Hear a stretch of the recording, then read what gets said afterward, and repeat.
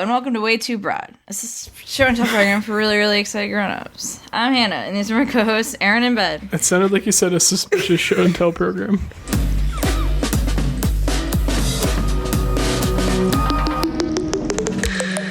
Kinda dropped off all the things I love. Like I need a traffic jam to keep in touch. I can't focus on the words unless my hands are busy. I can't give up on the world or I will leave this city. And it's way too broad what I'm trying to say, but I'll write it down and let it go. And it's hard to know all the words I need to explain my heart in a single note. Hello and welcome to Way Too Broad, a suspicious slow show and tell program. A suspicious slow and tell program. Slow and tell program is right.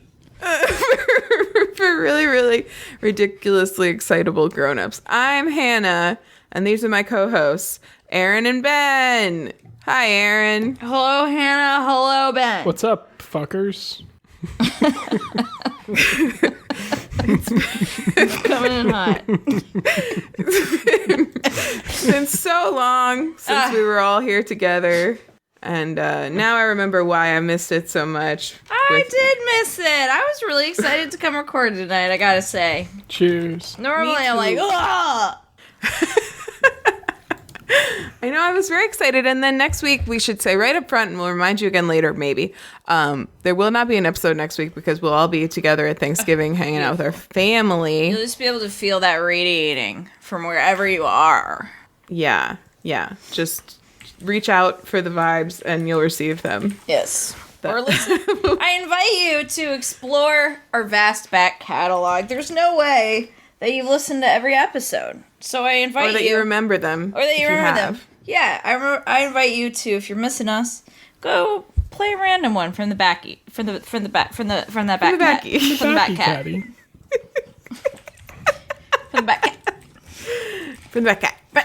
Mm-hmm. Okay, I have a million notes. Yeah, so many things to talk about. We have a text that we got. Oh man, which is lovely. What are we drinking? So let's just jump right into what are we drinking. Thank you very much. Thank you. A really spicy one. I'm first, and I'm drinking tart cherry limeade polar seltzer. Oh. It's yummy. Nice. Uh-oh, you hitched there for a second. Made my tummy drop. All right. So far, knock on wood, Hannah's having no internet troubles. Yeah, so far. We decided to take a break from Spindrift this week, and so it doesn't have any fruit juice in it. Feels weird. Feels good. Oh, you're gonna get scurvy. Number one, number two. Do you still call it water? But I guess it kind of is water. Yeah, this one is yes. This one definitely is water. Yeah. Okay. But yeah, I don't think I'll get scurvy from 1 week of not having Spindrift. I guess we'll find out. Yep. I get burpy. We'll load you up when you get to North Carolina. Maybe in the first class you could get a mimosa. On your first class flight, you're gonna hit you with a little mimosa. Maybe. I don't know what they give you. Yeah, my mom and I were meal planning on Sunday night. We've got an exciting week.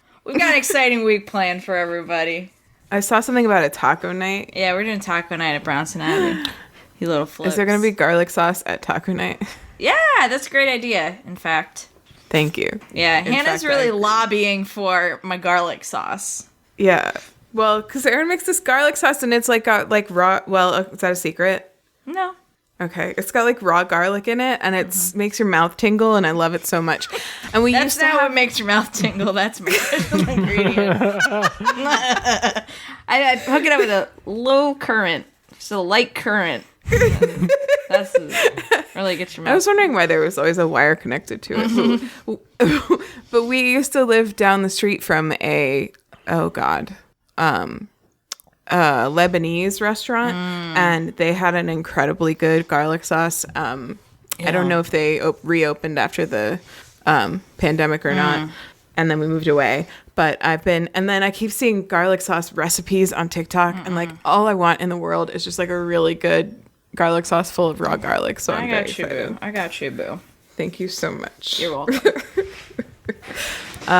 Okay, wait. Who is next? Erin, what are you drinking? I've got black cherry seltzer. I've got a cup of ice water, and I do just have a cup of Sauvignon Blanc. Here we go. I filled it up filled it up tall boy for this recording. It's not tall boy. Yes. It's like a tumbler. It says my internet connection is unstable. I feel like it's projecting on you. Yeah, You seem fine. Yeah, thanks. Yeah. Anyway, I love a Sauv Blanc. Sauv Blanc is like my go-to wine. We always keep several bottles in the fridge. I just we'll have a glass while I'm cooking dinner or recording pot. I just really like it. All right. It looks delicious. Crisp. Flip.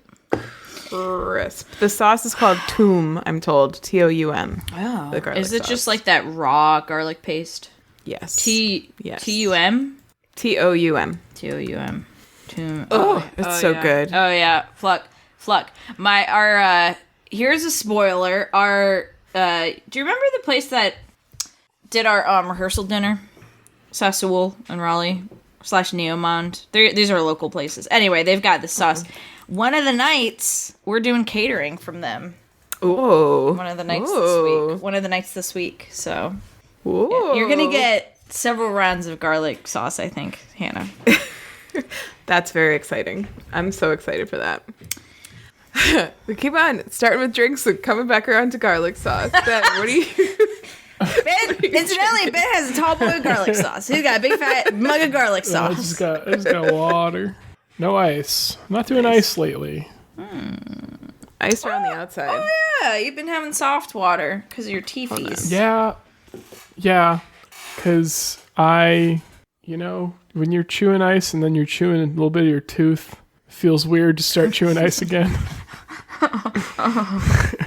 Is it mental at this point or preventative? I think it's mostly mental. I think my teeth are fine. Your teeth are mostly metal at this point?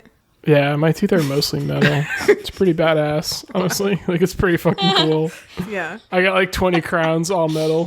I didn't want that porcelain shit that looks like a real tooth. It sounds like dong, dong, dong when he eats. Yeah. When he chews. Yeah, it's sick. No, actually, my teeth are fine. My tooth that was hurting last week because of the crown, I got the permanent crown, and it's much better now. And I can pretty much chew on it normally and everything. But I still just feel like ice is not the best. It's not like the ice itself is bad for my teeth, obviously. It's the whole chewing any really, really hard thing. Not great when your teeth are pretty weak. But I don't know. I don't fucking know. There's probably ice you could chew that would feel safe to chew for you. Like the kind There definitely is. that kind of just crumbles when you chew it. Yes. It's too bad the listeners can't hear my really evocative hand gesture. I feel like they can feel it in their heart. The ice in that my freezer makes is very hard. Yeah. Traditionally it is. It's unfortunate. Although sometimes if you get ice in a glass and then you leave it for a while and it melts a bit and gets kind of soft, I can chew that, which is nice. Send Ben ice that he's not too weak to chew. Give me that $500 ice maker. Oh, Too weak to chew. His words. Wow. Weak teeth, he said. Hey, Ben, do I need to prepare you any soft foods for when you stay here?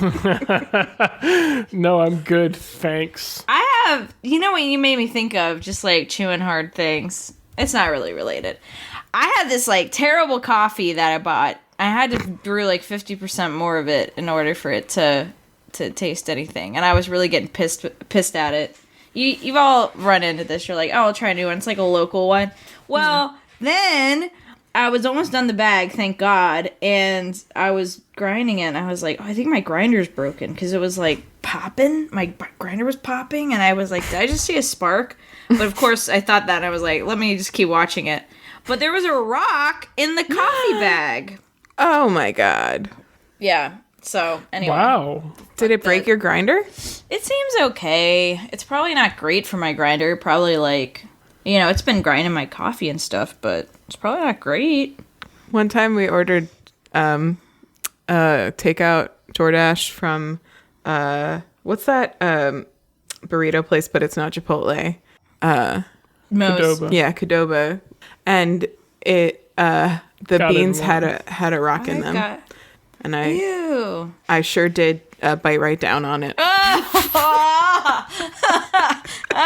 It's probably not good for your grinders. No. So we have not been back to Qdoba since then. That's how beans do. I know that I'm complaining, but I don't think that's how coffee beans do. Because they're in like a thing. They're like they're in a fruit. You're in a fruit. Yeah, I sure am. Wait, coffee beans are in a... What is a coffee bean? I think coffee bean is a seed of a fruit. What is a coffee bean? Coffee bean. Is it a drupe? It's the seed of a cherry. Yeah, it's the seed of a drupe. Another droop? Yeah, we got a droop on our hands. We got a droop on our hands. Someone on Reddit said it happens pretty often. A few bags of our Indonesian last year were lousy with them. That's what you get when farmers dry the cherries on the side of a dirt road. So maybe that's why. Well, do people eat coffee berries? Is that a dumb question? that's not a dumb question. That's a know. great question. Can someone answer it then? Do people eat coffee berries? Yes, you can eat raw coffee cherries since they are essentially a fruit. But But do they taste good? You might have a hard time. No, I don't think so. I think if they taste good, we would eat them more. Yeah. Yeah. Excuse me. All right. So we have All a right. text, actually a couple from the same person. Well, I think this progression of emails we got about it is interesting. Because on November 15th, we got an email from Google Voice that says, "Hello, this is to confirm that your Google Voice number has expired and all of your existing messages remain available, but you are no longer able to receive calls or text messages." And then today we received a text message. Oops.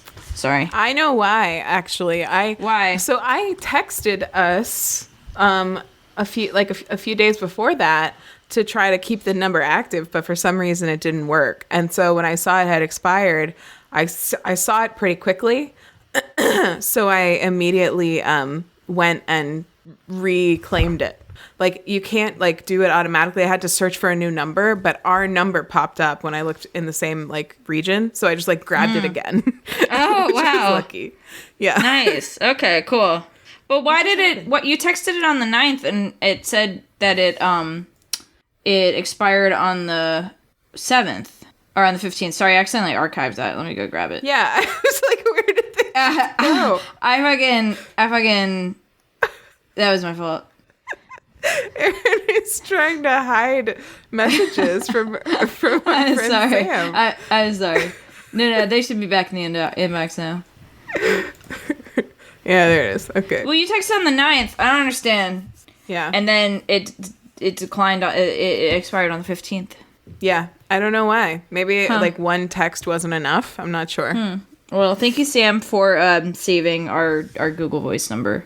And thank you, Hannah, for your quick work in retrieving it. I mean, that would have been just devastating to lose our phone number. It would have sucked. It would have meant there was a lot of inaccurate information out there and maybe a very confused person in the future. And like the thing at the end of the podcast, I feel like most of the people who listen to the podcast, live with the podcast, say "blaze it" at the end. Yep. With us. Yep. All right. She even texted that to us. Erin, do you want to read it? I'll let you read it, bud. Okay. So this is from Sam. The number is... I'm just kidding. Hi. Hi, it's work/friend Sam. Just wanted to change it up and text to say, number 1, sending big love to Hannah and Ian as you grieve and remember handsome Jack. And then there's a heart. Thank you. And I did want to say thanks, everybody, for bearing with everything last week. And it was really difficult listening to that much of my own voice as we were as I was editing it, and also like I cried during the podcast, I cried editing the podcast, and I cried listening to it back. I don't even know why I did that, but it was cathartic in a lot of ways, and I've heard from other people that it also made them cry. So I apologize if you weren't prepared for that. We tried to give some warnings. But... While we're on the subject, I just thought it was really beautiful. So thank you both for doing that, and thank you, Ian, for just like the beautiful reading the beautiful thing you wrote. I thought that was really great. So I thought it was a great podcast, and thank you for going there with us. Thanks. Not with us, just like with the, Yeah. We weren't there, but we got to be listeners last time. yeah, that was special. It was special. I really love what Ian wrote, so I'm glad that he got the chance to read it. It was really good. And I was thinking, as I was listening back, I totally meant to also shout out Chloe, my cousin, Ben's cousin, Erin's sister, who also has been helping me figure out the tattoo thing. And has just generally, like, she actually, it's funny, she texted me the week after Jack had his vet emergency. She texted me about adopting a cat, and she was asking me about it and stuff, and I was just responding, and I wasn't sure if she knew about Jack, and it turns out that she didn't. So she called me like a day or two later and was like, I'm just checking in to see how you are. And also I realized maybe it wasn't the best time to be asking you about cat stuff, but like it totally was. And like, if anybody wants, like I am if I'm anything, I'm a cat lover, and I always will be. And I always want to talk to people about adopting cats. Like, please come to me for that. It's not going to make me sad. Can you believe that Sam texted all of this? We're still just reading it. Okay, that was number one. there are three things. Number two, I'm absolutely loving the bedtime stories. I always wanted to read Ella Enchanted as a kid, but never got my hands on a copy. So now it feels like being in a fun book club to hear Hannah read it to me. Loving the voices, editorials, recaps, analysis, and even the page turning. So generally the whole experience. Thank you. I want to give that a +1. I also enjoyed like the voice, and then the like immediately regret using that voice. Like it's been fun and absorbing, and I think you've got a good voice for audiobooks. I wasn't, you know that feeling where you realize that you're suddenly absorbed in an audiobook and you're just like in that world. I'm totally, you take me there, Hannah. Thanks. I have done some voiceover work in my life. Like I as a kid, my dad used to use me for like corporate voiceover work sometimes, like for a kid voice, because I enunciate well. And then actually more recently, also at my dad's suggestion, because I now work with him, I did some voiceover stuff for our company. So only in the corporate world, but yeah, people think I have a decent voice for it. Great. So thanks.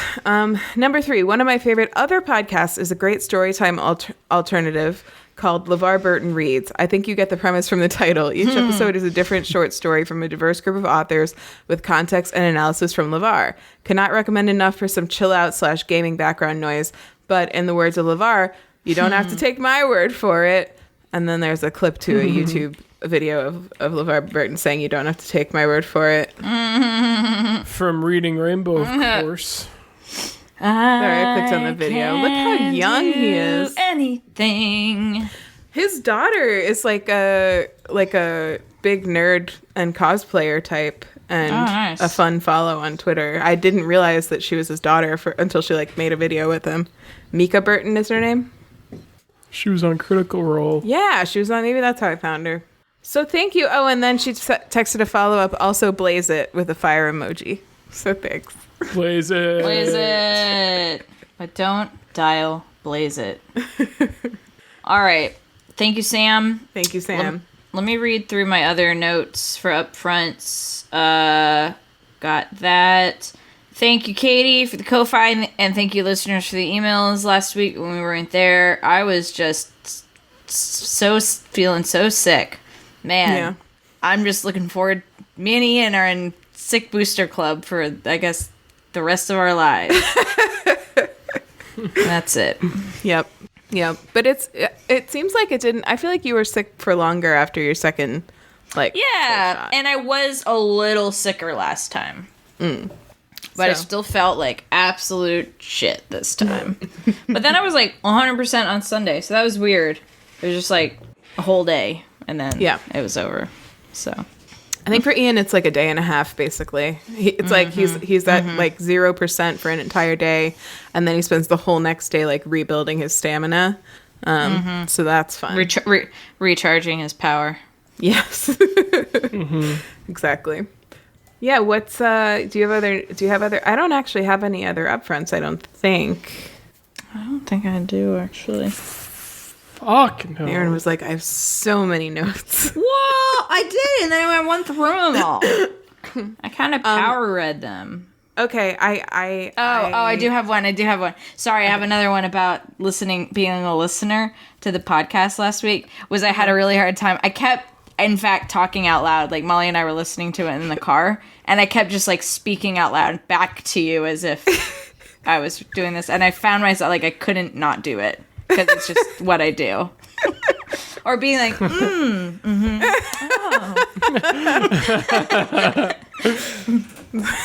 Or like when you said I'm gonna get a tattoo, I was like, oh.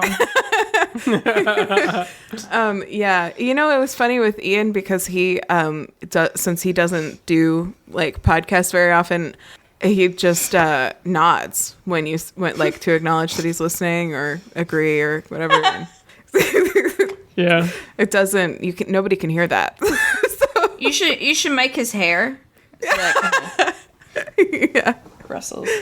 Ian's thinking about coloring his hair, actually. Ooh. He's thinking about coloring it a fun color. I love that. Yeah, I think that would be really fun, don't you? For Thanksgiving? what color? Maybe. He has like a few. He's been like collecting them. So Like multicolor? no, like he'll pick one, and I'll probably pick one too. They're like love blues that. and greens mostly. So He doesn't have a lot of hair to spare if it doesn't look good. I'm just kidding. I feel like great thing about coloring your hair is that you don't like it in like a month, you're good to go again. yeah. Also, neither of us is gonna bleach our hair, so it's gonna be pretty subtle because we have darkish hair, and they're also like all semi-permanent. So there's like no commitment here. Great. But I think they would look awesome, and I think he should do it. Yes. So everybody write in to the podcast, and I'll pass them along to Ian. Write emails and say Ian should dye his hair, please. Okay. Also send us snail mail. We gotta get a PO box just to get letters about Ian's hair. No, we can just give out all of our home addresses and have people send it to us directly. I love Okay, that. you Send first. us hair dye. Yes. Send Ian hair dye. Oh, hold on. I gotta do something real quick. All right, let's pop in then. Hold on, I'm writing an important email. Did y'all see in music Maddie's great comeback to the mom joke I made? Maddie wrote, he posted a song by, how do you pronounce her name? Montaigne? Yeah, Montaigne. Montaigne. He said, I've really been digging the song, and he posted Technicolor, and he said, she wrote the new Bim Bam theme song, by the way, and I threaded and said, oh, weird, I thought your mom did, and he said, Montaigne. I thought that was just really good. And I didn't feel like it got enough. This is really funny because I've posted this song like fully 8 months ago at this point on this Slack. Definitely. You definitely did. So behind. That's how it goes. Yeah. I just thought that was kind of an incredible comeback that Montaigne is really good. happened immediately. And I just really loved it. I took a screenshot of it, but then didn't know what to do with it. So Just to save it into your I album almost of posted special it things. in like front hall and said, "Can we please?" Wow, it really was. It was like 15 seconds. Yeah. You don't think the timing That's is something that's amazing. going to matter on oh my god, Slack, but it can. It's just really good. All right. So let's pop in. Now that we've gotten all of our emails out of the way. I also want to give a shout out to Aunt Brown, who posted a really cute picture of Uncle Brown. Uncle Brown just posted, but the other day she posted a really cute picture of Uncle Brown and their cat Penny nuzzling Uncle Brown's beard and said, Penny loved Norbert's beard. And we were like, What the fuck was that? what do you mean loved? Oh god. Penny loved Norb's beard. I was like, the thing is, like, either Penny, this implies Penny is gone or the beard is gone. In either case, like, Or Uncle Brown is gone. Or Uncle Brown is gone. So I was just like, what are we to do with this? And also, I mean, for further context, Penny is 17 years old. Yeah. Sorry, you thought that's how you were finding out that Penny. Yeah.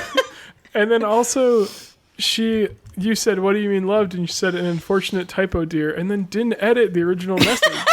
You can edit messages in Slack. I love that. Do not encourage her to edit it. Don't change. Do not change, Uncle Brown. Cute pics. They are cute. Wow. Just like that hot chocolate. That was so cute. Oh, yeah. My hot chocolate pig. Yeah, sometimes mistakes are a beautiful thing.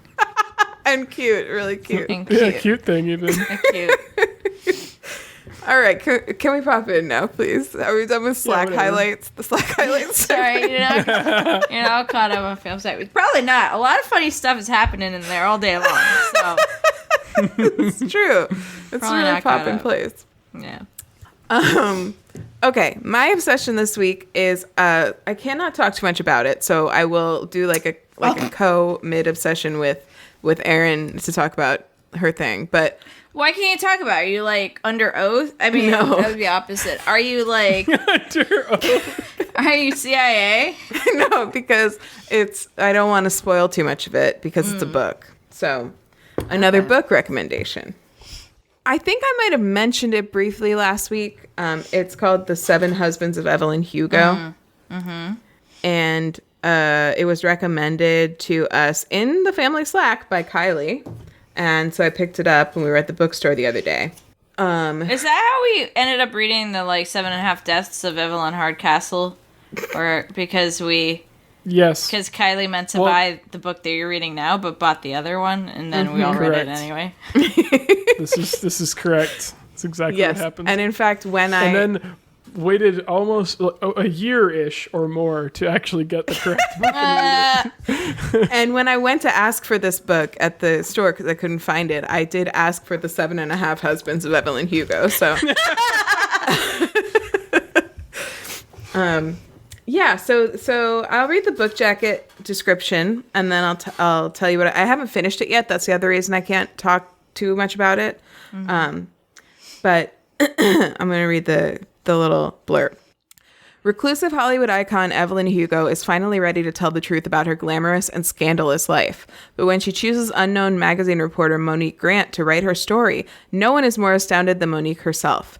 Determined to use this opportunity to jumpstart her career, Monique listens in fascination. From making her way to Los Angeles in the 1950s to leaving show business in the 80s, and of course, the 7 husbands along the way, Evelyn unspools a tale of ruthless ambition, unexpected friendship, and a great forbidden love. But as Evelyn's story nears its conclusion, it becomes clear that her life intersects with Monique's own in tragic and irreversible ways.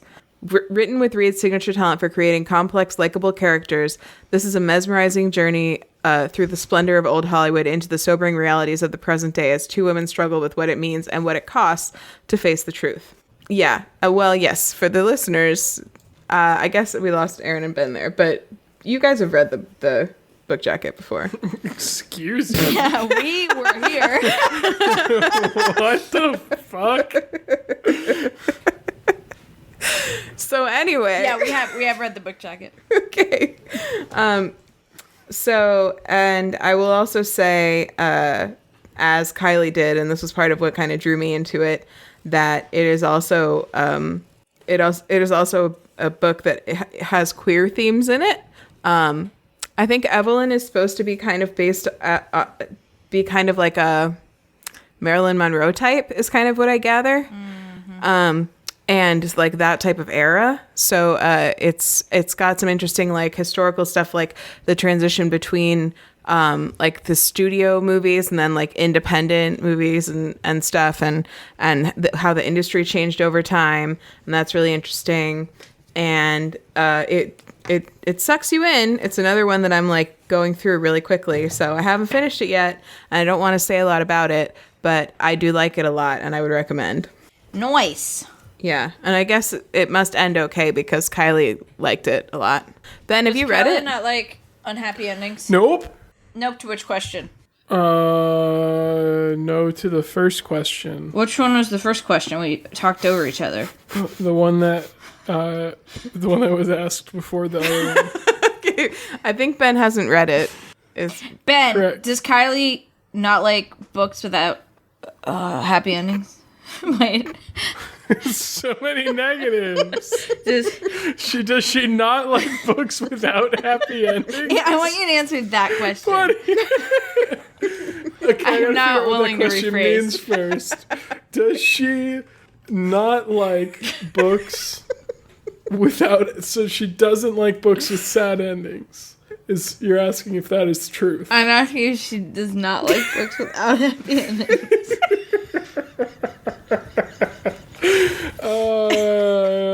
I don't. I think she. I don't think she like. I think she likes good endings. I don't really think happy or sad matters. That really set Hannah off on a tear. Hey, Kylie, come here. Yeah, let's get her in here. Erin wants me to ask you a very specifically worded question. Okay. Do you not like books without happy endings? Why is it like worded aggressive? Just answer it. Did I do something wrong? Do you not like books without happy endings? Do I not like? So do I like her books with what? No, do you not like books without happy endings? Yes, yes, she doesn't like books without. No, she doesn't like books without happy endings. She doesn't give a shit. She just care. That's what I said. You just care if it's a good ending, right? Yeah. Yeah. Okay. Did she read One Last Stop? Can you ask her? Did she not Did you read One Last Stop? Not yet. Not yet. Didn't she not read One Last Stop? Okay, she Did you- should. Spoiler. Huh? What? Is that a spoiler? Is it sad? No, she's asking. No, it's- no. It was about 7 Husbands of Evelyn Hugo. Yeah. Tell Kylie she's dismissed. Your hair looks good. It does. It says, tell Kylie she's dismissed and we cannot wait to see her next week. And I like her outfit. Kylie, Erin says you're dismissed, but we cannot wait to see you next week. And also, Hannah said she liked your outfit. Those are new pajamas. Nice. Tell Kylie I can't not wait to see her next week. No, I'm not gonna say that. I can't not wait to not see her next week. You can't not wait to not. I can't. What? It's enough. It's enough. All right, so let's talk about. Let's talk about. It's enough. Let's talk about Taylor Swift, please. Okay. All right. Sorry. That sounds like a great book, Hannah. Thank you. Thank you for writing it. Okay, Taylor Swift. Do you want to tee this up? Taylor Swift put out, everybody knows already. Taylor Swift put out well, actually, I know it's her Taylor's version of the Red album, but also has a bunch of other songs in it that were not on Red, and I know it has including a great one with Phoebe Bebe. Phoebe. Yep. Phoebe BB. Yep. And I don't know really good. a lot about the full details of why she's doing this, other than it has to do with like a bad contract that she was in with a record company. Yeah, but it's like great. the rights to her recordings were sold to a shit bag, from one shit bag to another shit bag, and she really didn't want it to happen, and so she's just but she owns the rights to her like songs, so she's just the fuck recording them. Love that. I love that. And she's doing a great job. Like, could you expect anything less? Yeah, she really is. I know she was waiting for some feedback, but Taylor, you're doing great. Yeah. I wanted to mention she does a song with Phoebe Bebe, who is Phoebe Bridgers, and we talk about her episode 191, pee pee poo poo dum dum head stupid. Thank you.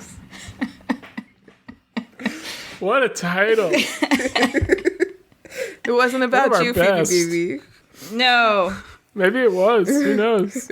I'd also like to shout out for the All Too Well 10-minute version, which is just incredible. So good. And the short film, so good. Ben, have you seen it? Nope. And her SNL performance of the 10-minute version. And all the other bonus songs are just total hits. And they're songs that, like, she wanted to put on the album, but her, like, dude producers were like, they're too sad. Nobody wants to listen to sad songs. The girls sing sad songs and stuff like that. So Yes, we all do. So the let me see. I love All Too Well, both versions. I think they're both great. I also, just for the record, I was not at all like listening to Taylor Swift when this album first came out. So I'm like not even clear on which ones are the extra songs. I assume it's like all the ones that say From the Vault at the bottom. And like I know 22 is from a different album and We're Never Getting Back Together is from a different album.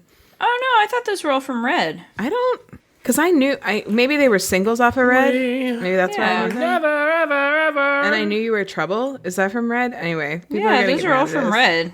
Oh, Why well. would she release good. her version of the album Red with songs that were released on albums not that aren't Red? Yeah, they're all on Red. What an Wow. absolutely wild thing that would have been to do. I was jamming out so hard to this album all day. Stay, Stay, Stay is so fun. She says herself how fun it is at the end.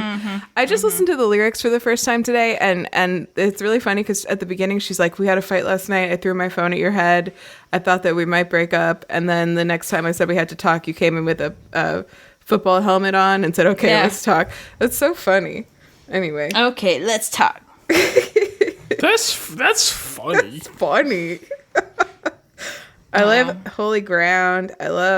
Anyway, I really wanted to talk about the very first night with you guys, both, but with you, Erin, specifically. The very first night. Do you know about the secret? Okay, No. thanks, Ben. No, I don't know about The Secret. Oh my God. Okay, look up the lyrics to the very first night, please. Okay. The very first night. Okay. Right. Now I want you to look at the pre-chorus. So be like the third Pre-com. paragraph down in the lyrics, because they don't know about the night in the hotel. That line. Oh, okay. They were running in the car when we both fell. Didn't read the note on the Polaroid picture. They don't know how much I miss. I miss her. Yeah. But the actual lyric is you, and she does it again in the second chorus. Wow. It says, I'm the one on the phone as you whisper, do you know how much I miss? Actually, she does it 3 times. In that one, it kind of makes sense. But then also, no one knows about the words that we whispered. No one knows how much I miss you. Okay. Do we think we all think that Taylor Swift's a bisexual queen, right? Like, it's just right. I mean, right? Why do it in like this weird I don't think she's. I think she's just like. coded in her songs I think way? she's just a closeted bisexual queen. I don't think she could have done it by accident, is all I'm saying. No. I also don't understand why she would feel the need to be closeted at this point in like history in her life. So these things conflict for me in my mind. I mean, I have a theory, but we don't need to get into it in a recorded way. What? I have a theory, but I don't want it on record. Okay, we'll save it for after. You can tell us your theory afterwards. Yeah, okay. And and also all the Jake Gyllenhaal slander has been really fun to watch. So I've just been having a great time with all of that. Loving it. Yeah. Every Great bit album. of this. Wonderful. We stand.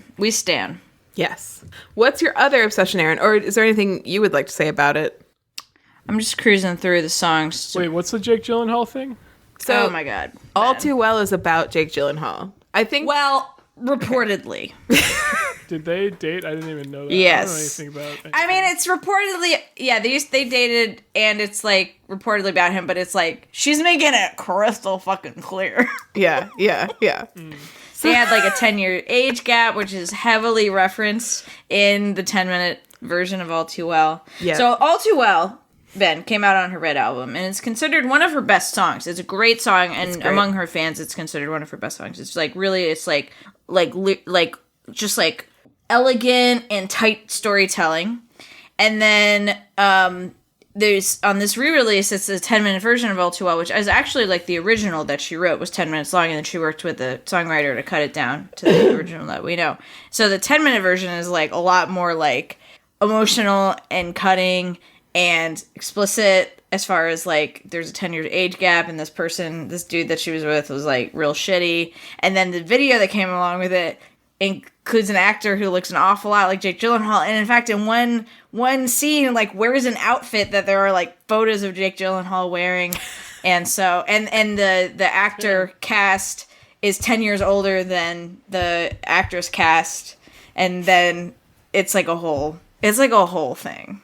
Yeah. And so, like, a lot of the things, like, in the verse that was never released in the 10-minute version, she talks about turning 21. Oh, uh-oh. What? Ben put it in Slack.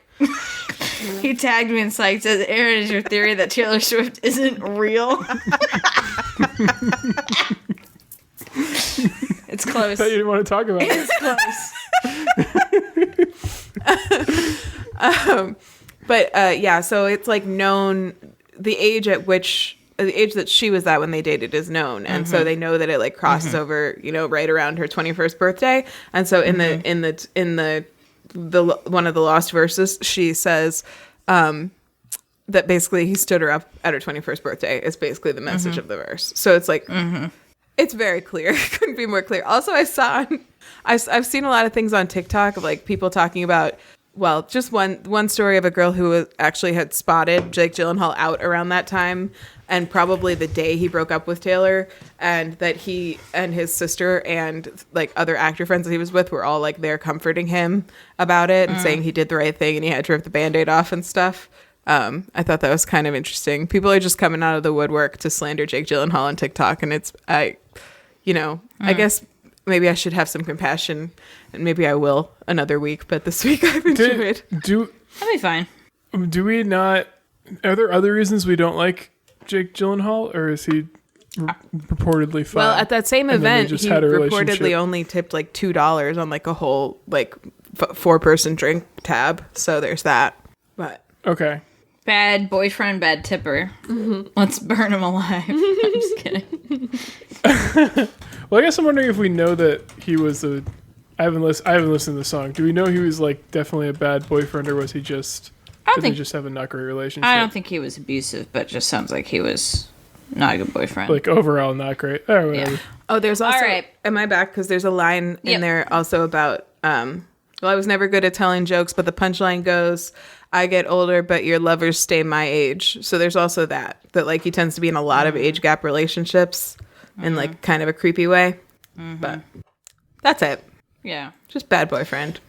Excuse me. All right, cool. I'll go into my next thing. Yeah. And I guess if the internet comes out, Hannah, just sit quietly until it pops back in. Or you'll have an editing nightmare, I think.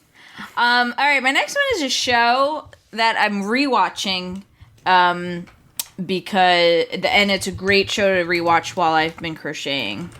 And it is The Good Wife. CBS's The Good Wife. Oh my god.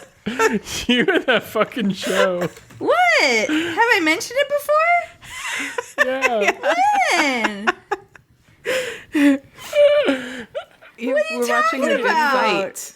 You were watching The Good Fight, and you told us you would watch The Good Wife. Oh no, you're right. It was The Good Fight. When? I don't think it was an obsession. I think you just mentioned it was like your nighttime routine. The Good Fight like, It was and dots. Yeah. Yeah, dots. Yeah. No, that's just dots. Okay, all right. Please, you all owe me a big fat apology. Oh, you and that fucking show. You never heard it leave my lips.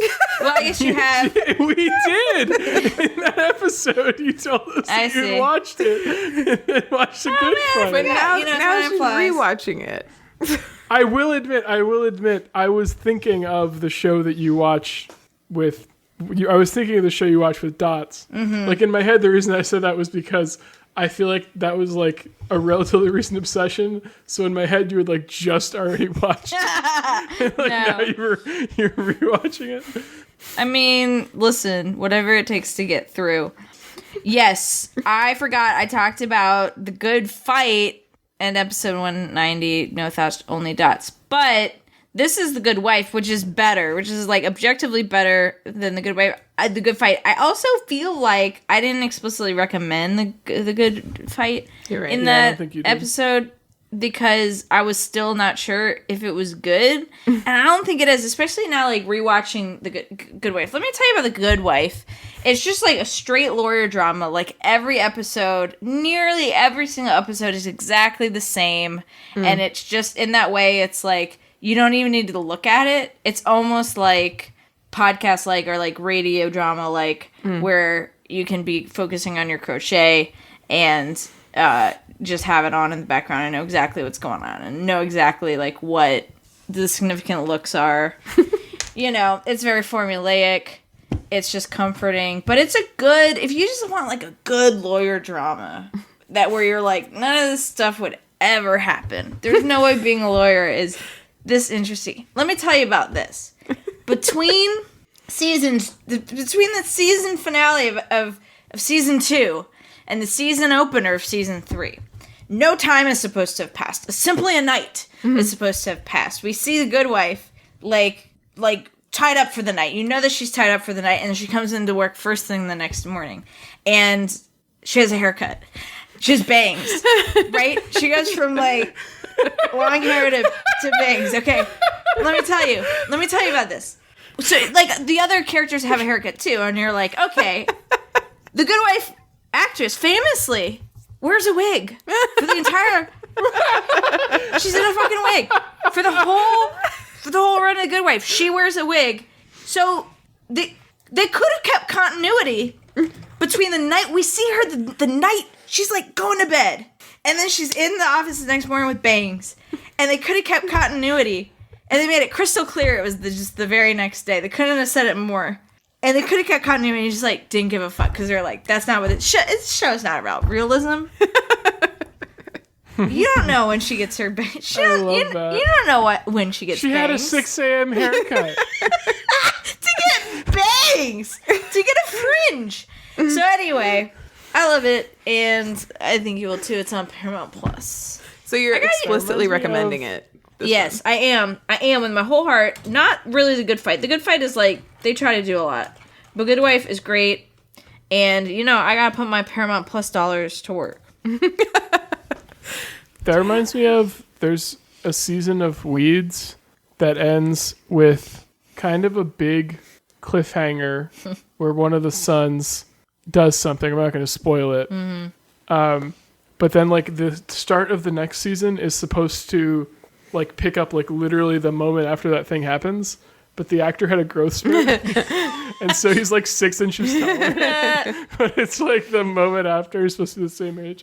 It's really funny. Stuff like that could fly pre-binge age, you know? Yeah. And also, I mean, that one was much less in their, like, entirely out of their control. Right. Whereas the fucking haircuts are, like... Yeah. On the wig. Yeah. They could have just had him, like, be on his knees during that scene, like what's his face from Moulin Rouge? Oh yeah, Toulouse-Lautrec, played by Jonathan Leguizamo. Yep. My brain was like, Lithgow. I'm like, not that. He's guy. in that. I didn't know he was in Moulin Rouge. I think that's right. John Leguizamo, yeah. Henri de Toulouse. Yeah. To something or other. Yeah. That's cool. I like that guy. It sounds like Law and Order ish in the way that it's like it's just always the same. You just know if it's about this far in, then the person that they're talking to is probably the one that did it, and you know that's pretty much how it goes. Yeah, flipping right. They're like basically solve crimes. Like a lot of the way that they get their, like it's amazing. Like their defense attorneys, how many of their clients are not guilty, and they prove that mid-trial by like discovering evidence and finding the real killer. I'm like, what? That's great. I was here like crocheting on Tuesday night, just being like, you know, go get him. Love that. All right, I'll check it out. I do need shows like that for like, you know. Ben, what's your obsession? Should we pop into bed now? Fuck you. My obsession is Ethernet cables. Well, I don't have and any. how they make your internet good. Ben, What? What's your obsession? Why do you want to know? Because it's your turn. All right, fine. Fuck. Fine. God. Jesus. God, no. So obsessed with me. My obsession is a TV show on Netflix. It is, in fact, I believe, still currently, at least on its opening weekend, was Netflix's number one Oh, I know what it is. show. What do you think it is? I think it's the Squid Game. It's not. Got you! No, I know what it Fucking is. got you. It's that other one. I don't know. It's Arcane, Oh. which amazingly was Netflix's number one show on its release weekend, Wow. from my understanding. Please explain everything about this show to me because I don't. Okay, let's dig into it. Okay. Let's go. So, it's a show made by Riot Games set in the world of League of Legends. It focuses the world that all the characters in League of Legends are from has a few like different regions. One of the main ones is called Piltover and Zon, which is this like kind of steampunky like advanced arcano science place. Their main thing and a main plotline of the show is this technology called Hex Tech, which is like the fusing of science and magic, basically. And it's Piltover is like the upper city. It's like a two-tiered city kind of. Piltover is like the upper city where all the rich and fancy people live, and Zon is the undercity where all the rough and tumble and the poor folks live. And the show focuses on, let's see, how many is it? It's like 4 or 5 main characters who are, I guess it's like 6, who are champions in the game, in League of Legends, but this is like their origin stories, kind of all combined. Yeah. Squid Game is actually about League also. Oh. Yeah, it's huge in Korea. That's true. The main 2 characters are Vi and Jinx, who are some of Kylie's and my favorite characters. Jinx is her favorite character since she came out about 8 years ago. Like, that's been Kylie's main champion since release because she just likes her, just loves her because she's great. She's very fun. Since the character got released, or the character came out of the closet, or since Kylie came out of the closet. Since the character got released. Got released, gotcha. Got released. Vi is probably gay. Jinx, as far as we know, isn't. But also her origin story turns out is very sad because like in the way she is in the game currently is her like main thing is that she's insane and like obsessed with this is future over here. Past Kind of over very here. dramatic wrist Present. flick. This is future. Past. To indicate currently, just like flick your wrist. Over there. Is that she's just like insane and obsessed with explosions and like shooting rockets and stuff. That's not giving her credit. She's very fun as a character. Actually, let me send you a video to demonstrate this. I'm going to send you her release video, her release. I should music not video. watch that for internet reasons, but Erin should. I think I've seen Oh it. yeah, probably have. Oh, here, I can share it on the thing. That probably will that be better? I don't know. Would that? Cost I've her seen more it, Erin. internet? So why don't you just watch Okay. it? Is this show in English? Yeah. She's surfing a rocket. That's pretty cool. Yeah, she's pretty badass. Also, this moment in the hallway where she turns around was the first time anyone saw her face. Like they hinted at this champion, and then they released this music video to like announce her. It was very Didn't she cool. have like a Twitter account? No, that was a different champion. Oh, okay. More recently, she was kind of the first one where they did more of a fun release like that, though, where they like didn't just like post a page that was like this new champion will be coming out. Where it was like this was the first thing we saw. Cool. It's so good. And like Rad. when this video came out, Kylie was like, "Oh wow, I love this champion, and she's gonna be my favorite," and she has been for since then. So naturally, she was very excited for Arcane because it focuses on Jinx's backstory. And Jinx and Vi's backstory in particular, Vi came out about a year before Jinx. And kind of right away, because of some things that were like hinted at in the lore and some of their voice lines in game, people theorized that they were sisters. But it was never confirmed until Arcane came out. And it is in fact true that they are sisters. We don't actually know yet if they were definitively biological sisters. They might just kind of be like adopted siblings. But either way, like they refer to each other as sisters. We also learned that Jinx's original name was Powder, which we didn't know. And that Vi's full name is Violet. We learned a lot of things. Oh, wow. Yeah. Has Riot Games ever put out a TV show before? Nope. This was their first. And they advertised the fuck out of it. On like, it was all over the place. They like, Jinx was in, like, it was like a Fortnite skin or something. They were like doing a bunch of like cross IP advertising. And then they did like a giant premiere event the night after the World Finals. It was, I mean, and I was excited for it, but I don't think I was as excited as Kylie because like I feel like shows based on video games usually aren't amazing. But this one is genuinely really fucking good. Like so surprisingly good. Could you enjoy it if you don't know anything about League of Legends? Yeah, I think you definitely can. Like, there's definitely enough exposition.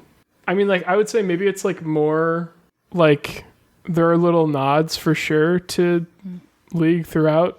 And like, if you're already familiar with the world, you can kind of like there's one of the characters who like after the first few episodes, we started theorizing like might turn into like a monster that is like a different champion, but that hasn't been revealed yet or anything. So there's some theorizing you can do from that you wouldn't be able to do, but I don't think it would affect the overall enjoyment of the show. So there's like that Vi and Jinx storyline of like their origin and how they kind of became who they are in present day, and then there's a parallel storyline of another champion called Jace, who is like the inventor of Hex Tech, that thing I mentioned earlier. That's like the science and technology fusion thing. And it's like about the invention of Hex Tech in the world of Piltover and what that led to. It's coming out in 3 acts that are coming out every week. Each act is 3 episodes. So by the time this episode of podcast comes out, all 3 will be out. So all 9 episodes will be out. Right now, there are only 6 out currently. They're like 40-ish minutes. And they're just really, really good. I don't know. Like it's a very fun world. The animation's really cool. They worked with like a studio called Fortiche, which I don't know what else they've done, but I think they actually done some other animatics for Riot before. But it's like very unique looking animation, and it's definitely sadder than I thought it was going to be. Not gonna lie, it like makes you cry a little bit sometimes. Sometimes I cry. Sometimes you cry. You cry. Yeah. Sometimes absolutely. I cry. But it's a very cool like part of the League universe that they've chosen to explore first. I think like Piltover and Zon there's a lot to explore there with like class warfare, which is kind of what the show's about in a way. It's also gay. A little bit so far. Okay. And we're kind of, a lot of people hoping there will be more, because so there was like one storyline that was like pleasantly surprising that it was maybe gay, and then there's another storyline that looked like it might go gay and then doesn't seem to have, which is my gay friends were disappointed about. They felt a little queer baited. Yeah. Though I don't know, but I don't like it's. I don't know how to differentiate. I feel like it's hard to sometimes differentiate between like actual queer baiting and just like I really hoped this would happen and it didn't. You know what I mean? Yep. Yeah. Like I don't think they really hinted that strongly at it. Yeah. Then maybe. I'm curious what your read on it is. The world is a queer bait. So. Yeah, Yeah. in that everything should be gay and isn't. Yeah, totally. Not everything, just like Most 90%. things. Yeah. yeah. I think like Ella Enchanted is not queerbaity, but I do wish there was gayness in it, and I see it for myself because I want it there, you know. So I know what you mean, Ben. Well, that sounds cool. Maybe I will watch it. I certainly would not have picked it up without a reco. Monday. Yeah, I think you should try it. I mean, it's also, I will say, it's kind of maybe hard for me to say if you could enjoy it as much having not played League, but I feel like pretty confident you could, because there's like nothing Bad about it. No, there's just like nothing like in the first Good about it. Like the first, some of the main characters in the first episodes are like people. They're like about these characters when they were kids, which you never see in the game anyway. There's like nothing about the actual game, and there's like a few characters who I've also never seen before. Many characters actually, like I've never seen before, and they're introduced as part of, like just like as part of the show. So I feel like you could watch it with no problem. That's my 3 cents. Oh, I got an extra on the house. That's a baker's. It's inflation. Yeah, it's for inflation. It's a baker's cent. All right, should we do homework? Good obsession, Ben. Yes. Yeah. Good obsession, Ben. Maybe we could watch an episode or two together next week. I was actually thinking that very thing. Because then you could explain if we're confused. Aunt Brown, I think, will really like this show. I already said that to her in a Slack message, but just want to say it again. Just seems Let's like say it'd be it up her again. alley. Please email us and tell us that Aunt Brown will like this show. Thank you. She may not listen to her son, but she might listen to the listeners of this podcast. Yes, please. All right, cool. My homework is read The Seven Husbands of Evelyn Hugo by Taylor Jenkins Reid. You'll have to read this one yourself. I'm not going to read it to you. Sorry. What are you good for, then? I am good for social media. I'm on Twitter and Instagram at Hanthropology, TikTok at Hannah and her cats. And I think that's it. Ben is his hand raised. Ben? Oh, that's what that noise was. Yeah, I'd like to go before Erin. No, Ben, you can't do that. Yes. Ben? Yes, Ben Ben. is his hand raised. I really think I should get to go before Erin. Go for it. I yield my time. I mean, I'm going to go after you. I actually think that I kind of want to go last. Okay. Okay, great. You got it. Erin, what is your homework? Ben, do not raise your hand again. My homework is to... Now I'm on edge. I feel like he's going to raise his hand again. Okay. My homework is to... what was my obsession? To watch The Good Wife and listen to Taylor Swift's Red album, her version, and then I'll watch The Good Wife. Or if you want to get In real that nasty, order. you could do them both at the same time. I wouldn't. I listened to Red during a meeting earlier this week. I had one headphone plugged into the I love computer, and the other one was my Wow. Bluetooth headphone. I've been listening to the Red album a lot. It's really great. I mean, it's a great album to begin with all those original classics, like I Knew You Were Trouble, and and 22, all the ones that Hannah was convinced were not on there that were. So all those are great. I'm enjoying them all over again. Yeah, So check it out. check it out. Ben, what's your homework? My homework is to watch Arcane on Netflix, and also I wanted to show a demonstration of how much Kylie likes Jinx. Oh, wow. And that she owns this figurine. Nice. That's how tall would you say that is? Like 8 inches tall? It's like 3 feet tall. No, it's Yeah. not. I'm bad at height. Yeah, 8 inches, foot, maybe. Did she paint that herself? No. Or it just came that way? I don't know. She's very Yeah, artistic. she bowed it. Yeah. Cool. And Kylie's not the kind of person to own. These are like a thing that a lot of people get. I don't fully understand it. Like just getting like figurines of characters you like. And Kylie also is not normally the kind of person who gets it, but she really likes Jinx. Yeah. And this is also a really cool figurine. She's cool. It's She's very, got really like cool. Nicely she's done. like strapped up in all kinds of weapons, and she's got long blue hair. Love that. Love that. Cool. If you want to call us or text us, send us your obsession, you can do that. We've retrieved the phone number at 774-326-0420. Blaze it. Blaze it. Thanks, Sam, for blazing it this week with us. Damn, I clapped so hard that I broke Hannah's internet. But luckily, it was after she said it. I was really hoping it wouldn't break. If you want to follow us on Twitter, you can do that at 2broadpod. If you want to follow us on Instagram, you can do that at way2broad. You can email us at way2broad@gmail.com. If you missed any of that, if you're looking for links to things we talked about or the topic index, you can find all of that at way2broad.com or way2bod.com or nameyourselfjame.com for anything you want. earnben.com for anything you need. maxfun.org for a fun dog on a boat.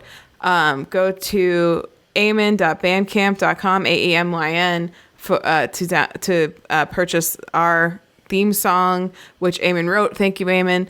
And lots of other wonderful works from them. And that's it. So hopefully they can hear me again now. Hooray. And Yes. the podcast candle is now extinguished. Bye. See you in 2 weeks. Bye. 2 weeks. See you in 2 weeks. 2 weeks. Okay.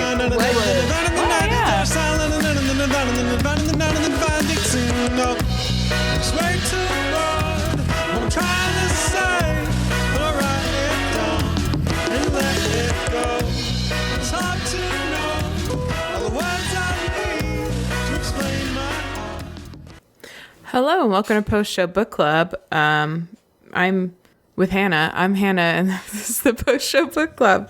It's a little bit rushed this week because I forgot to record a chapter before, like a half hour before this episode is supposed to come out. But I'm not going to rush the reading because nobody listens to the podcast at midnight on Saturday night into Sunday anyway. So I'm going to give you guys just one chapter this week, which is going to be chapter 4. So as a reminder for anyone who hasn't been listening to these, we're reading through Ella Enchanted and discussing it and why we think it's great and why I think it's great and why you should buy the book and read it and love it and share it with your friends. And it should be a mini series someday. And we're going to start a revolution and all that good stuff. So the book we're reading is Ella Enchanted by Gail Carson Levine.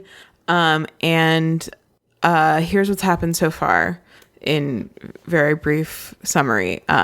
We found out that Ella has a curse on her that, you know, it was supposed to be a gift, and it's the gift of obedience. And if anyone gives her a direct order, she has to do it. She lived with her mother and their house servants in like a big home, and then her mother died, and her father is a very bad dude. And she also has met Prince Char, who is like the, you know, spoilers, the love interest, Prince Char Ming, but that's not his last name. I don't know if they say his last name. Anyway, she's now met him and had to suffer through her mother's funeral and like funeral reception, where she also met a really unpleasant, wealthy woman and her 2 daughters, whose name I can't remember right now. So this is... Oh, and then right at the end of the last chapter, she found out she had always known that she had a fairy godmother. She had not known who her fairy godmother was. And then she found out it was the cook, the house cook, Mandy, who she's very close with and has been her whole life. So that's what's happened. She told her, Mandy told Ella who she was at the end of the last chapter. So we're on chapter 4 now. My mouth opened automatically. Oh, and I'm sorry, let me also say, Mandy gave her an order at the end of the chapter. So Mandy said, I'm your fairy godmother. Here, taste this soup, basically. So she admitted she was a fairy godmother and then gave her an order. So that's why this is happening. All right, here we go. My mouth opened automatically. The spoon descended, and a hot, but not burning, swallow poured in. Mandy had gotten the carrots at their sweetest, carrotiest best. Weaving in and out of the carrots were other flavors, lemon, turtle broth, and a spice I couldn't name. The best carrot soup in the world. Magical soup that nobody but Mandy could make. The rug, the soup. This was fairy soup. Mandy was a fairy. Oh, can I also just say, this is Hannah now, not the book. The way that food is described in this book, I also think is really outstanding. Like I just love that description, how she says that flavors were weaving in and out of the carrot flavor. Just feels nice on my brain. So, but if Mandy was a fairy, why was Mother dead? You're not a fairy. Why not? If you were, you would have saved her. Oh, sweetie, I would have if I could. If she'd left the hair in my curing soup, she'd be well today. You knew? Why did you let her? I didn't know till she was too sick. We can't stop dying. I collapsed on a stool next to the stove, sobbing so hard I couldn't catch my breath. Then Mandy's arms were around me, and I was crying into the ruffles along the neck of her apron, where I had cried so many times before for smaller reasons. A drop landed on my finger. Mandy was crying too. Her face was red and blotchy. I was her fairy godmother too, Mandy said, and your grandmother's. She blew her nose. I pushed out of Mandy's arms for a new look at her. She couldn't be a fairy. Fairies were thin and young and beautiful. Mandy was as tall as a fairy was supposed to be. But who ever heard of a fairy with frizzy gray hair and 2 chins? Show me, I demanded. Show you what? That you're a fairy. Disappear or something. I don't have to show you anything. And with the exception of Lucinda, fairies never disappear when other creatures are present. Can you? We can, but we don't. Lucinda is the only one who's rude enough and stupid enough. Why is it stupid? Just hit the mic. Because it lets people know you're a fairy. She started to wash dishes. Help me. Do Nathan and Bertha know? I carried plates to the sink. Know what? You're a fairy. Oh, that again. No one knows but you, and you'd better keep it a secret. Mandy looked her fiercest. Why? She just scowled. I will, I promise, but why? I'll tell you. People only like the idea of fairies. When they bump up against a particular real as corn fairy, there's always trouble. She rinsed a platter. You dry. Why? Because the dishes are wet, that's why. She saw my surprised face. Oh, why is there trouble? 2 reasons mostly. People know we can do magic, so they want us to solve their problems for them. When we don't, they get mad. The other reason is we're immortal. That gets them mad too. Lady wouldn't speak to me for a week when her father died. Why doesn't Lucinda care if people know she's a fairy? She likes them to know, the fool. She wants them to thank her when she gives them one of her awful gifts. Are they always awful? Always. They are always awful, but some people are delighted to have a present from a fairy, even if it makes them miserable. Why did Mother know you're a fairy? Why do I know? All the Eleanor line are friends of the fairies. You have fairy blood in you. Fairy blood. Can I do magic? Shall I live forever? Would Mother have if she hadn't gotten sick? Are there many friends of the fairies? Very few. You're the only one left in Curia. And no, love, you can't do magic or live forever. It's just a drop of fairy blood. But there's one way it has already started to show. Your feet haven't grown for a few years, I'll warrant. None of me has grown for a few years. The rest of you will soon enough, but you'll have fairy feet, like your mother did. Mandy lifted the hems of her skirt and 5 petticoats to reveal feet that were no longer than mine. We're too tall for our feet. It's the only thing we can't change by magic. Our men stuff their shoes so no one can tell, and we ladies hide them under our skirts.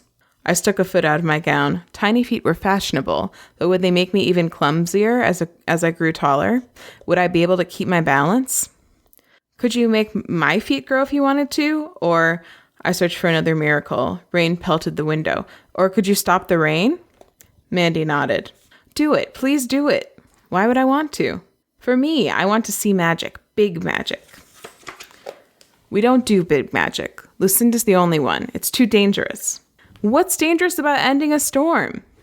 Maybe nothing. Maybe something. Use your imagination. Clear skies would be good. People would go outside. Use your imagination, Mandy repeated. I thought. The grass needs rain. The crops need rain. More, Mandy said. Maybe a bandit was going to rob someone and he isn't doing it because of the weather? That's right. Or maybe I'd started drought and then I'd have to fix that because I started it. And then maybe the rain I sent would knock down a branch and smash into the roof of a house and I'd have to fix that too. That wouldn't be your fault. The owner should have built a stronger roof. Maybe, maybe not. Or maybe I'd cause a flood and people would be killed. That's the problem with big magic. I only do little magic. Good cooking, my curing soup, my tonic. When Lucinda cast a spell on me, was that big magic? Cast the spell on me. Of course it was, the numbskull. Mandy scoured a pot so hard that it clattered and banged against the copper sink. Tell me how to break the spell, please, Mandy.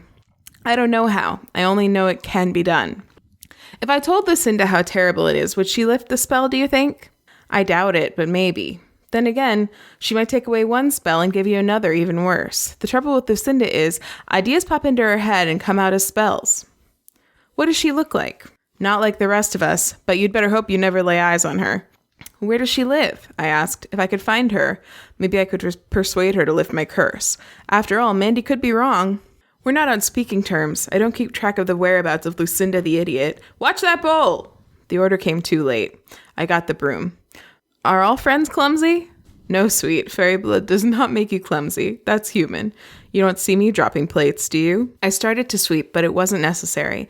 The pieces of pottery gathered themselves together and flew into the trash bin. I couldn't believe it.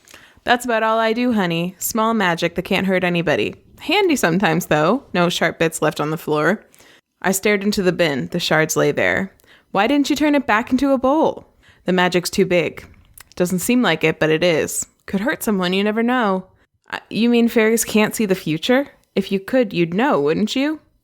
We can't see the future any more than you can. Only gnomes can. A few of them, anyway. A bell tinkled somewhere in the house, Father calling one of the servants. Mother never used the bell. Were you my great-grandmother's fairy godmother, too? 1,000 questions flooded in. How long have you been our fairy godmother? How old was Mandy, really? Bertha came in. Sir Peter wants you in the study, miss. What does he want? I asked. He didn't say. She twisted one of her braids, anxiously. Bertha was scared of everything. What was there to be afraid of? My father wanted to talk to me. It was only to be expected. I finished drying a plate, dried another, then a third. Best not tarry, little mistress, Bertha said. I reached for a fourth dish. You better go, Mandy said, and he won't want to see that apron. Mandy was frightened too. I took off the apron and left. I stopped just within the doorway of the study. Father sat in Mother's chair, examining something in his lap. Ah, there you are, he looked up. Come closer, Ella. I glared at him, resenting the order. Then I took one step forward. It was the game I played with Mandy, obedience and defiance. I asked you to come closer, Eleanor. I came closer. Not near enough. I won't bite you. I only want to get to know you a bit. He walked to me and led me to a chair facing him.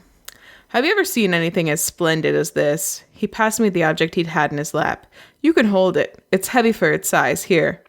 I decided to drop it since he liked it so much, but I glanced at it first, and then I couldn't. I held a porcelain castle no bigger than my 2 fists, with 6 wee towers, each ending in a miniature candle holder. And oh, strung between a window and each of the 2 towers was a gossamer thread of china from which hung laundry, a man's hose, a robe, a baby's pinafore, all thin as a spider web. And painted in a window downstairs, a smiling maiden waved a silken scarf. It seemed to be silk anyway. Father took it from me. Close your eyes. I heard him pull the heavy drapes shut. I watched through slitted eyes. I didn't trust him. He placed the castle on the mantel, put in candles, and lit them. Open your eyes. I ran to look closer. The castle was a sparkling wonderland.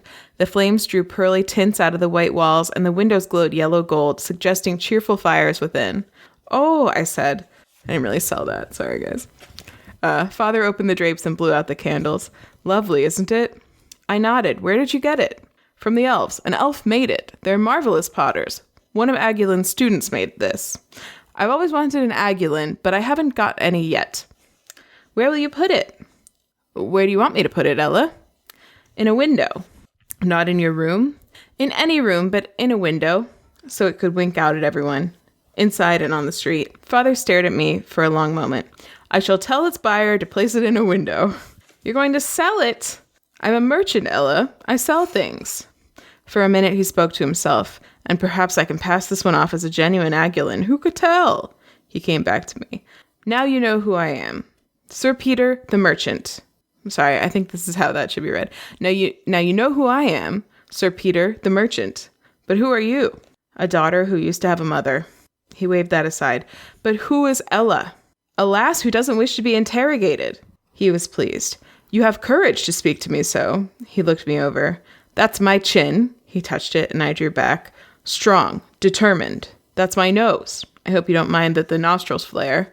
My eyes, except yours, are green. Most of your face belongs to me. I wonder how it will be on a woman when you grow up. Gross. That was me. That was my commentary.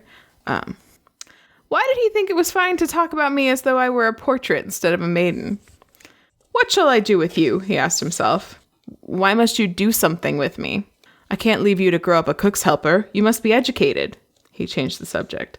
What did you think of Dame Olga's daughters? Oh, Dame Olga. That's right. That was her name. They were not comforting, I said. Father laughed, really laughed, head back, shoulders heaving. What was so funny? I disliked being laughed at. It made me want to say something nice about the loathsome Hattie and Olive. They meant well, I suppose. Father wiped tears from his eyes. They didn't mean well. The older one is an unpleasant conniver like her mother, and the younger one is a simpleton. It never entered their heads to mean well. His voice became thoughtful. Dame Olga is titled and rich. What did that have to do with anything? Perhaps I should send you to finishing school with her daughters. You might learn how to walk like the slip of a thing you are, and not like a small elephant. Finishing school? I'd have to leave Mandy. And they'd tell me what to do all the time, and I'd have to do it, whatever it was. They'd try to rid me of my clumsiness, but they wouldn't be able to, so they'd punish me, and I'd punish them back, and they'd punish me more. Why can't I just stay here? She said that part aloud. I suppose you could be taught by a governess, if I could find someone. I would much rather have a governess, Father. I would study very hard if I had a governess. But not otherwise? His eyebrows rose, but I could tell he was amused. He stood and went to the desk where Mother used to work out our household accounts. You may go now. I have work to do. I left. On my way out, I said, perhaps small elephants cannot be admitted to finishing school. Perhaps small elephants cannot be finished. Perhaps they... I stopped. He was laughing again. So that was chapter 4. Something that I think I have never talked about in the podcast that I like about Ella Enchanted is their treatment of fairies. I've talked about how much I like what they do with the elves, and we'll talk about that later when they actually show up and stuff. And you got a little taste of like the type of work that, or like art that they make, which is cool in this chapter.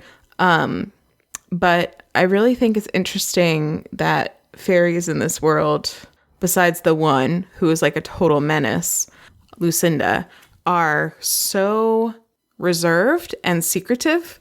It's one of those things that, I mean, for one thing, I think it's a little bit more true to like the original stories about fairies, but I don't know enough to speak anymore on that, really. I'd like to learn about it, but I haven't. But it's also, I don't know. I just think it's really fascinating. Like they're just out there, and they're hiding, and they have the ability to do so much, but they have lived long enough to know better than to do it.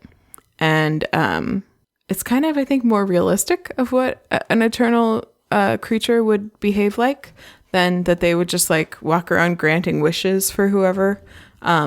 So I just like it. I think it's interesting to think about. So yeah, that's that for this week. I hope you have a lovely Thanksgiving, and I will see your ears again the week after next, right? Because let's talk dates here. This is coming out on the 21st. There will be no episode and no Ella Enchanted on the 27th. So I will see you again December 4th. Wow. This whole year is about to be over. Jesus Christ. All right. Love you all. Have a great week. 2 weeks. Bye.